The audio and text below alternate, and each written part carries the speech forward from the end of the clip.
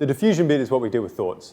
And I'll talk about hooking in thoughts. So if I have a thought about, if I had a thought this morning that this was going to be terrible, oh, this audience is going to be so hard, every time I ask a question, they're never going to put their hand up. It's going to be shocking. Right? And I ran with that thought a lot. Okay? Then I can end up maybe being very nervous. Maybe I don't bother then asking any questions. Maybe I do things that aren't actually aligned with the way I think things should be done. Okay? But I can diffuse from those thoughts. Okay? I'll give you an easy way to do things that demonstrate diffusion. You can say it out loud or you can do it in your head. No, I won't give you the option. Say it out loud.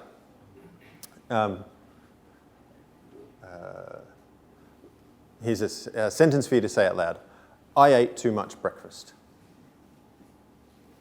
I ate too much breakfast. Now say, in front of I ate too much breakfast, I'm having a thought that.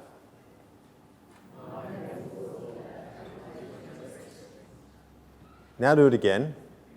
I am noticing that I am having a thought that.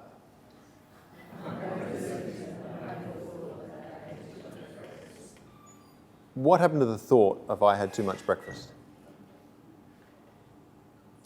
It got, sorry? Got lost? Okay. What happened to it? Separate yourself from it. Yeah, I would use the language often I'd talk about, you put some distance between you and the thought. But separate, yeah. That's what diffusion is. I don't like using diffusion as a word, but it's what somebody came up with for the model.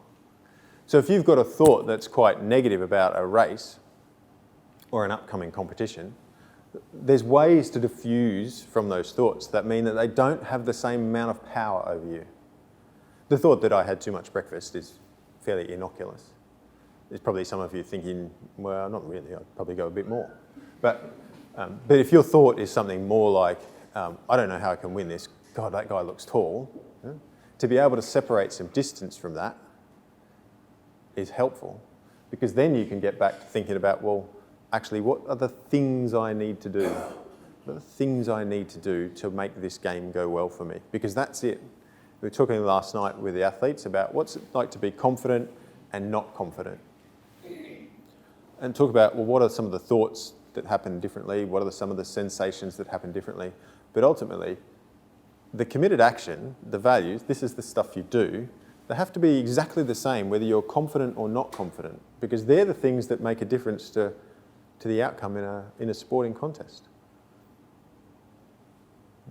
When you travel up to Perth and you have to play the city teams, and they're stronger, there's more depth, there's those kind of things, the only way you win those games is by performing. That's how underdogs win matches. They perform by focusing on what they have to do, not focusing on thoughts or the challenges or those kind of things. Actually, it's what do we do? That's a run through of a fairly complicated model. Anybody got any questions about that at this point? Because I'll move on to talk about how I actually put this into practice a little bit more. You said you were going to time keep. How are you? Half an hour. Good. Well, I've got 40 minutes. So here's my current practice. This is what I'm doing on Thursday when I get back.